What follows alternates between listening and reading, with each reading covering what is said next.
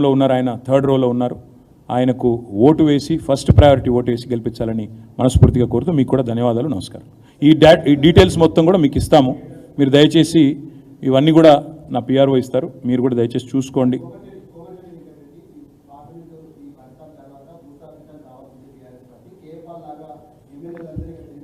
ఇప్పుడు కేపాల్ని పాపం ఆయన ఎందుకు ఇన్సల్ట్ చేస్తారు బ్రదర్? ఇప్పుడు అందరూ మార్కెట్లో ఏమనుకుంటారంటే ఇదివరకేమో పాపం కేపాల్ గురించి అట్లా జోకులు వేసేది, ఇప్పుడు కోమటిరెడ్డి మీద జోకులు వేసే పరిస్థితి వస్తుంది తొందరలో. ఎందుకంటే ఎవడైనా మూర్ఖుడు తప్ప తెలివైన వాడు అంటాడా బ్రదర్? 27 అంతస్తుల హాస్పిటల్ ఏంది, కరెంటు పోతే 14 నుంచి 27కి ఎట్లా పోవాలన్నాడు కోమటిరెడ్డి. నేను చూస్తూ ఉంటే సోషల్ మీడియాలో కామెంట్ ఏందో తెలుసా? మరి 14 అంతస్తులే కడితే మరి 3వ అంతస్తుల పోయి కరెంట్ ఆగిపోతే అసలు ఫస్ట్ ఆఫ్ ఆల్ ఒక మంత్రి నోట్లకి వెళ్ళి కరెంట్ పోతుందన్న మాట ఎందుకు వస్తుంది? మేము ఉన్నప్పుడు ఆ మాట ఎందుకు రాలేదు, ఇప్పుడు ఎందుకు వస్తుంది? అంటే ఎంత మూర్ఖులు నడుపుతున్నారు ఈ గవర్నమెంట్ని, ఎంత జోకర్లు నడుపుతున్నారు ఈ గవర్నమెంట్ని. ఇలాంటి సన్నాసులు నడిపితే గట్లాంటి ఆలోచనలు వస్తాయి. కరెంటు పోతే జనరేటర్ ఉండదా? ఆయన మంత్రి, ఆయన నాకు అర్థం కాదు, జోకరా ఆయన మంత్రి? ఇంకా మీరు మళ్ళీ ఆయన క్వశ్చన్కు మళ్ళీ మీరు నన్ను అడుగుడు.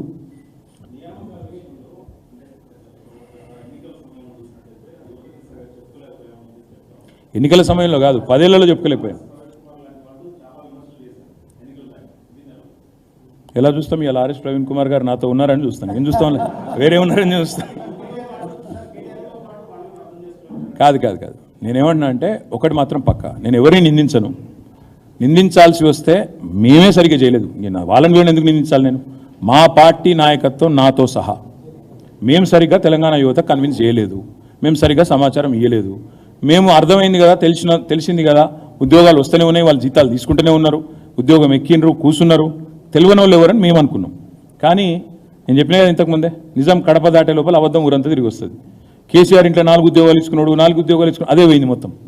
అసలు 2 లక్షల ఉద్యోగాలు ఇచ్చిన మాట ఎక్కడో మరుగున పడిపోయింది. అది పాయింట్. నేను అనేది ఏంటంటే నెగిటివ్కి ఎప్పుడైనా కూడా సోషల్ మీడియాలో కానీ ముఖ్యంగా యాంటీ ఎస్టాబ్లిష్మెంటు వార్తల్లో కొద్దిగా ముందు పోరాటాల్లో కూడా ముందుండేది యువత.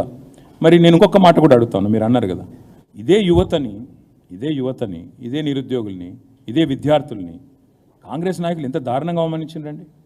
రేవంత్ రెడ్డి బీరు బిర్యానీకి ఆశపడే బ్యాచ్ వీళ్ళు ఉస్మానియా విద్యార్థులని మాట్లాడింది మర్చిపోదామా? బీరు బిర్యానీకి అడ్డ మీద కూలీలాగా బీరు బిర్యానీకి ఆశపడతారు వీళ్ళు అని ఉస్మానియా విద్యార్థులని అడ్డా మీద కూలీలుగా అభివర్ణించినోడు రేవంత్ రెడ్డి. అదేవిధంగా బీరు బిర్యానీకి ఆశపడతారని చెప్పి అవమానం చేసినోడు రేవంత్ రెడ్డి. కాబట్టి తెలంగాణ యువతకు అన్నీ తెలుస్తాయి, నిజం నిలకడ మీద తేలుతుంది బ్రదర్. రామ్లన్న అభివృద్ధి అయిపోతుంది అనలే, బ్లాక్మెయిల్ దందాలు చాలు అయినా.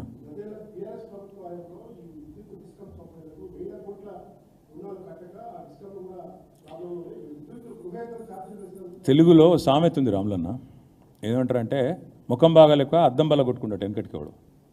10 ఏళ్ళు మేము నడిపినాం కదా, ఇదే విద్యుత్ సంస్థలను మేము నడిపినాం కదా, ఇలా ప్రజలకు తేడా తెలుస్తలేదు. నేను ఎక్కడ పోయినా అడుగుతున్నా, కేసీఆర్ ఉన్నప్పుడు కరెంట్ ఎట్లుండే ఇవాళ ఎట్లుందని అడుగుతున్నా. 5 నెలలని మార్పు అన్నారు కదా, 5 నెలలని తేలిపోయింది కదా. వీళ్ళ సమర్థత, వీళ్ళ నిర్వహణ సామర్థ్యం, ఇంత బ్రహ్మాండంగా కెపాసిటీ నిర్మాణం చేసి వీళ్ళ చేతిలో పెడితే మేము వచ్చినాడు ఎంతన్నా కెపాసిటీ ఎలక్ట్రిసిటీది 7,700 మెగావాట్లు.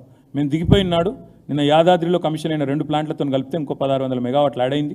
కలిపితే 20,000 మెగావాట్లు చేసి ఈ సన్నాసులకు అప్పచెప్పినాం. గది కూడా నడుపుకునే చేత కాకపోతే మేమేం చేస్తాం? దానికి కరెంటు కోతలు హైదరాబాద్లో తిడుతున్నారు, ఊళ్ళలో తిడుతున్నారు, రైతులు ఏడుస్తున్నారు. ఏం కరెంటు కోతలు రా ఆయన? ఎండాకాలంలో పండుకుందామంటే మధ్యాహ్నం అర్ధగంట కరెంటు ఉండదు. ఆఖరికి ఎంజీఎంలో 5 గంటల కరెంటు పోతుంది. భువనగిరి హాస్పిటల్లో కరెంటు పోతే టార్చ్ లైట్ల వెలుగులో డాక్టర్లు వైద్యం చేసే దుస్థితి ఇదనడం చూసిరా కేసీఆర్ గవర్నమెంట్లో. అప్పుడు మరి ఇప్పుడు ఏడదొచ్చినాయి ప్రశ్నించే గొంతులు, బట్టలు దించుకున్న మేధావులు ఎక్కడ పోయినారు? ఇప్పుడు ఏడవైంది మరి కరెంటు. ఇవాళ 20,000 మెగావాట్లకు సామర్థ్యం పెరిగినా ఎందుకు ఇవ్వలేకపోతున్నాడు రేవంత్ రెడ్డి ప్రభుత్వం? అని చేతకంతనం కాదా? 20,000 మెగావాట్ల కెపాసిటీ పెంచితే దాన్ని వాడుకునే తెలివిలేని సన్నాసులు మమ్మల్ని అంటే ఎట్లా? బకాయిలు ఇంకెన్ని రోజులు చెప్తారు ఆ కథలు? శ్వేతపత్రాల మీద గారడీలు. తర్వాత ఇంకొక మాట్లాడుతున్నా నేను, మొన్నటిదాకా తిట్టిండ్రు మేడిగడ్డ విషయంలో, మేము కాఫర్ డ్యామ్ కట్టవాయని. ఇప్పుడు ఆ లైన్కే వచ్చిరా లేదా? అక్కడ కేసీఆర్ చెప్పిన కాడికి వచ్చిందా లేదా? మళ్ళీ ఇటు పోయి ఎడుదిరిగి 6 నెలలకు కొండందవి ఎలుకని పట్టిండట చూడు. మేము ముందే చెప్పినాం, అరే కట్రాబై కాఫర్ డ్యాము ఎండబెట్టకు, తెలంగాణ పొలాలను ఎండబెట్టకు, రైతులను సావగొట్టకు, మా మీద కోపం అంటే మా మీద మమ్మల్ని చూసుకో అని చెప్పినాం. ఇన్లే 5 నెలలు తవ్వి మళ్ళీ ఆఖరికి ఏం చేసిండ్రు? మళ్ళీ గాడికే వచ్చిండు కదా. రిపేర్ చేయమన్నది ఎన్డీఎస్ఏ చేస్తాము, ఎల్ఎన్టీ కట్టాలి, పెట్టాలి, అదే కదా నేను అనేది. అదే నడపరాక ఆడరాక మధ్యలో కూడా అంటారు, ముఖం బాగాలేక అద్దం బల కొట్టుకుని అంటారు దీన్ని. ఇక నేను ఇంతకంటే ఎక్కువ ఈరోజు చెప్పను, ఎందుకంటే మిగతా విషయాలు అన్ని డైల్యూట్ అయిపోతాయి కాబట్టి. Thank you. రేపు మళ్ళీ మాట్లాడతాను, వేరే సబ్జెక్ట్ ఉంది రేపు.